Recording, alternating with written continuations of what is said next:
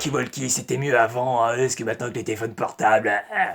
Bonjour, vous l'avez compris, aujourd'hui nous allons parler du film français La Belle Époque. Je remercie Jules Melon qui m'a permis de m'intéresser à ce film, sinon je l'aurais pas vu concrètement, je pense. Est-ce que j'ai adoré ce film? Presque. Je ne l'ai pas trouvé donc détestable, je l'ai trouvé très correct, très, ouais, divertissant. La carte émotionnelle n'est clairement pas passée avec moi. Désolé, j'expliquerai pourquoi.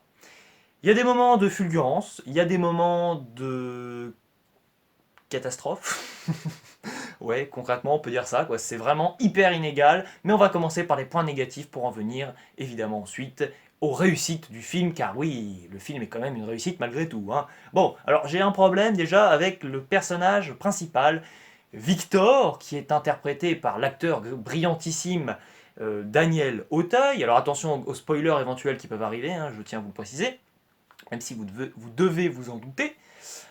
Daniel Auteuil, ben, c'est pas vraiment le personnage principal, et c'est ça qui m'enquiquine, parce que, bon, si c'est le personnage principal, c'est pas ce que je veux dire, mais j'ai du mal à m'intéresser et vraiment à être captivé et pris émotionnellement par son parcours de personnage, parce qu'en réalité, eh bien, le problème qu'il rencontre n'est pas de son fait, c'est à cause de sa femme qui est complètement... qui est un peu mal vieillie, quoi, hein, voilà, bon. Et ça, c'est un problème, parce que quoi qu'il fasse dans le film, moi, je ne suis pas vraiment intéressé par sa construction en tant que personnage. C'est l'évolution de ses mœurs politiques, enfin peut-être pas politiques, mais idéologiques, voilà, avec, voilà, il est quand même assez conservateur, bon, voilà, hein, on peut dire ça comme ça. Mais le problème, c'est ça, c'est que la femme, quoi qu'il arrive, c'est un peu elle qui a le dernier mot dans l'histoire, et tu la vois tellement peu, et elle est tellement mal exploitée selon moi, parce que vraiment, au début, c'est hyper manichéen, enfin, pendant tout le film, je veux dire, elle est super méchante au début, mais elle est insupportable, alors ok, c'est le personnage, et à la fin, oh, elle est redevenue gentille, on sait même... Enfin, moi, j'ai pas vraiment compris pourquoi, hein, excusez-moi. Alors oui, elle l'aimait, hein, mais bon, ça colle pas, parce qu'au début, elle est vraiment... Elle est c'est une peste, vraiment. Donc pour moi, il y a quand même une rupture à un moment au cours du film avec ce personnage, et je trouve qu'ils l'ont très mal géré. Parce qu'en plus, à cause de ce personnage en question, enfin, quand même bien interprété, hein, faut le dire, mais le problème même du personnage, donc de sa femme, Danielle Auteuil, c'est qu'en réalité, elle ne va pas se débarrasser de Victor à cause du sujet principal du film, à savoir qu'il n'arrive pas, enfin ce n'est pas qu'il n'arrive pas à vieillir, mais c'est qu'il n'arrive pas à avancer avec son époque, l'époque actuelle, l'époque contemporaine, et qu'il voudrait eh bien, être un peu plus hostile au changement, et c'est le cas d'ailleurs. Mais non, en fait elle le trompe juste, enfin elle le trompe, ouais, c'est ça, en gros elle veut juste sortir avec un autre gars. Donc déjà, premièrement, t'y crois pas une seconde. Enfin moi personnellement, je me suis dit d'où est-ce que ça sort cette histoire. Et ça, c'est enfin en général dans les films français en plus, je sais pas pour faire mon défaitiste, mais c'est super mal géré les relations en général amoureuses. Et c'est souvent parce que le personnage à chaque fois des femmes, t'as l'impression que c'est écrit avec les pieds. Mais vraiment, des fois c'est un peu bizarre. Et là c'est le cas. Donc c'est bien, on s'écarte complètement du cœur même du film. Tout ce qui aurait pu être hyper intéressant à traiter peut-être avec ces deux personnages ne l'est pas véritablement montré à l'écran, donc ça c'est un peu embêtant. Alors, ok, les problèmes s'arrêtent là, mais je pense que c'est quand même assez important parce que ça pose des problèmes à la fin quand on essaie de te jouer la carte de l'émotion à fond en te faisant des parallèles avec tout ce que les personnages t'ont appris, t'ont expliqué, ont vécu au cours du film. Ben, ça ne colle pas parce qu'au final, c'est pas que les éléments pris individuellement sont pas agréables, c'est sympa, mais ça manque vraiment de cohésion et de consistance, hein. Si tu devais faire un noyau du film, c'est quand même un peu décousu, un peu abrupt, un peu maladroit par moment. Et puis j'ai pas trop compris aussi. Alors Guillaume Canet, enfin tous les acteurs jouent bien, hein, mais Guillaume Canet, moi enfin c'est pas que j'aime pas son jeu d'acteur, mais son personnage est un peu trop, il est un peu trop figé, quoi. C'est toujours pendant allez, trois quatre fois dans le film, il va te sortir. Ah oui, alors bon, ben c'est grâce à Daniel Auteuil que je suis ce que je suis aujourd'hui. Merci, merci, merci. T'as pas besoin de nous répéter tout le temps la même salade, on a compris.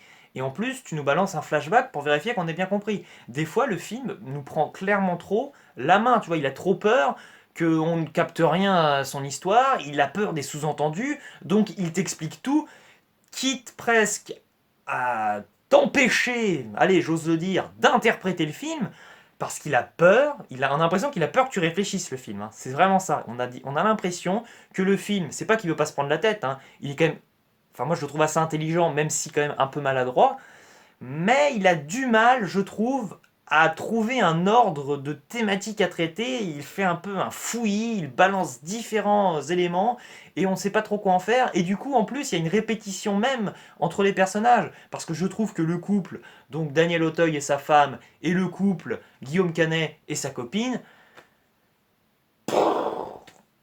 bah, ce que je suis en train de vous faire là, c'est le signe d'une fusion. À savoir que pour moi, on a un peu les deux mêmes personnages du même côté. Alors, est-ce que c'est une critique, je sais pas, genrée, je ne comprends pas trop, moi. J'ai un peu de mal avec les relations, enfin, la façon avec laquelle se comportent les hommes avec les femmes dans ce film.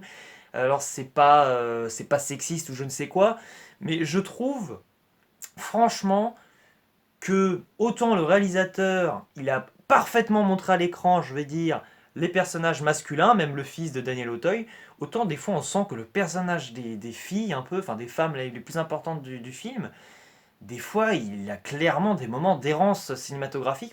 Des fois, je sens, moi, des fois, il y a des moments, je sens vraiment qu'il sait pas quoi faire, qu'il n'arrive pas trop à les gérer, alors qu'il, donc, pour que ça fonctionne, pour que l'alchimie fonctionne bien et que le film soit quand même réussi, bah, les passages avec les garçons, enfin, avec les hommes sont bien réussis. Mais il y a quand même quelque chose d'assez particulier et d'assez maladroit, je trouve, que j'ai du mal peut-être à exprimer en ce moment. Mais, malgré tous ses défauts, les qualités sont là. Il y a un esprit un peu à la Truman Show avec Jim Carrey, j'en conviens. Il y a aussi un esprit un peu à la Shrek 4, j'ai trouvé, avec cette histoire de pacte entre différentes époques. Il y a aussi une belle référence à Rabbi Jacob, où à un moment la femme de Daniel Auteuil donc l'appelle parce qu'il est en train de se barrer. Elle lui dit Victor, Victor, Victor. Et ça, c'est donc dans Rabbi Jacob quand évidemment la dentiste appelle son mari Victor Pivert, alias De Funès. Et oui, encore De Funès, toujours et encore sur cette chaîne, j'en parle tout le temps, mais je n'ai toujours pas critiqué l'un de ses films. Dans une pipe en bois, c'est terrible. Bon, alors, oui, c'est très divertissant, on rigole beaucoup, parce que moi, j'avoue que j'arrive à me... Même si je pense que je suis un peu trop jeune pour voir ce film, enfin, je pense que j'ai pas pu comprendre toute la portée d'un personnage qui a du vécu. J'ai beaucoup moins d'expérience que ce que je vois à l'écran avec Daniel Auteuil. Enfin, c'est aussi un peu peut-être ça la limite, c'est que j'ai peut-être du mal à m'identifier à un personnage qui est quand même carrément plus âgé que moi. Alors, est-ce que c'est ça qui m'a empêché par moment d'être investi? Je ne pense pas non plus, parce que moi j'ai quand même tendance à considérer, notamment avec le cinéma français, que je suis assez, alors je dirais peut-être pas conservateur, mais j'ai quand même un aspect assez traditionnel dans mon esprit. Tu vois, pour moi, les grandes œuvres françaises, ça date vraiment, quoi. Tu vois, j'ai pas un attachement particulier au cinéma français actuel, j'ai un attachement incroyable à celui des années 70-80, par exemple. Donc j'arrive à comprendre, tu vois, le Daniel Auteuil, même si je suis jeune, je me dis oui, voilà, il a quand même raison, enfin il a raison. On peut comprendre ses motivations, parce que c'est vrai que oui, Internet apporte du bon, du mauvais, le progrès, la question du progrès, mais c'est un peu survolé quand même par moment, et aussi, alors là, il faut quand même pas nous prendre pour des imbéciles quand même, hein, je le dis, c'est le côté économique. Je trouve que l'activité donc de Guillaume Canet est assez mal expliqué dans son organisation. Ce qui est un peu le cas d'ailleurs aussi dans Convoi exceptionnel qui ressemble beaucoup à ce film, hein. C'est que en gros, bon là c'est quand même moins important, enfin ce problème est moins fréquent et moins impactant dans ce film, mais tu vois le côté, je sais pas moi, tu l'aides, enfin t'as un seul client, voilà j'arrive enfin à m'exprimer, t'as un seul client à savoir Daniel Auteuil, et tu lui fais une ville rien que pour lui. Mais tu peux pas faire ça avec tous tes clients, tu cours à la ruine. Et c'est pas les petits tarifs là qui te jettent à la figure comme ça pour essayer de te faire te dire, enfin de te montrer par A plus B que oui, on peut faire cette économie, enfin on peut faire on peut gagner un peu d'argent et faire du bénéfice avec ça. En gros, c'est très sous-entendu que t'y crois, parce que cette organisation, c'est juste impossible vu tout le personnel que t'as et tous les besoins matériels. Moi, enfin surtout au début du film, je me suis dit, c'est sympa ce que je vois. Mais j'arrive pas à y croire. C'est trop. C'est vraiment. C'est magique, quoi. Paillettes, c'est magique. Pour moi, c'est impossible de faire un truc pareil. Alors, on me dira, bah c'est pas bien, tu manques peut-être d'éclaircissement, je sais pas. Mais bah, moi, j'ai besoin de comprendre, quoi. Il aurait fallu montrer ça un peu mieux. J'ai trouvé que c'était un peu trop mal géré à mon goût. Mais bon, voilà, j'ai quand même bien rigolé, comme je vous disais. Il y a vraiment, je trouve, des acteurs au top, des idées parfois assez intéressantes, parce que je dois bien reconnaître que par moments je me suis dit non, non, mais ça me saoule de voir ça à l'écran. Et après, j'ai compris, grâce à certaines révélations qui sont quand même assez intéressantes dans ce film et assez pertinentes, percutantes et qu'on retient vraiment.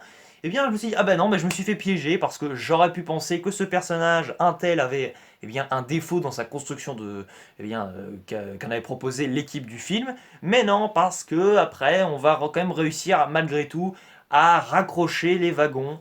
Donc j'ai envie de vous dire que c'est quand même un sentiment assez particulier que j'ai eu avec ce film, que bon voilà, un film mi-figue, mi-raisin, quand même plus dans le positif que dans le négatif, mais là où j'ai quand même senti que dans la salle, tout le monde était bien plus emballé que moi, j'étais un peu resté moi sur ma faim, en conclusion de ce film que j'espère quand même retenir, parce qu'il est très agréable, mais pour moi c'est plus un film d'acteur, avec un Daniel Auteuil au top niveau, qu'un film qui a vraiment quelque chose à raconter. Il a quelque chose à raconter à la base dans son concept, mais je trouve qu'on va clairement pas assez loin.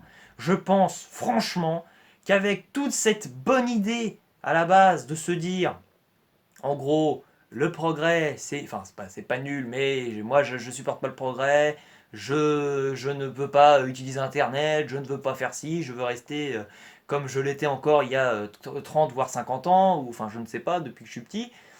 Je pense qu'il y avait quelque chose de peut-être plus intéressant et peut-être aussi plus personnel à proposer.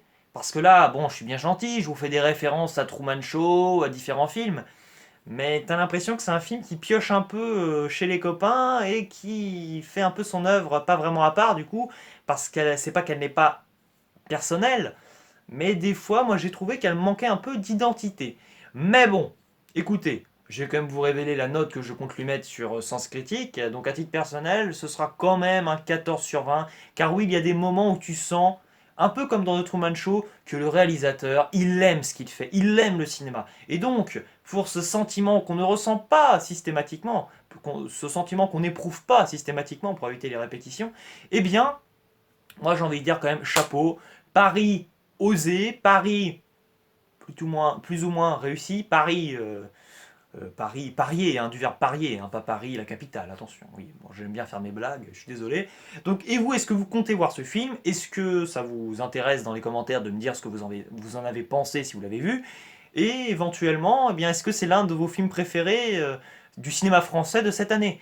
Moi, bon, en même temps, vu ce qu'on a eu cette année, c'est pas qu'on a eu des daubes totales, mais on n'a quand même pas eu pour moi, les résultats espérés, notamment avec les Qu'est-ce qu'on a encore fait au bon Dieu, les All Inclusive et toute la smala. Mais l'année n'est pas encore terminée pour le cinéma français. J'y crois encore et ce film était somme toute très agréable. Mais évidemment, j'attends toujours un chef-d'œuvre dans le cinéma français. Un chef-d'œuvre, et je limite Jules Melin, oui, parce que lui aussi, je crois qu'il attend un chef-d'œuvre, lui, en termes de comédie française. Moi, j'attends tout court, hein, un chef-d'œuvre du cinéma français et ça date un peu. Allez, ciao!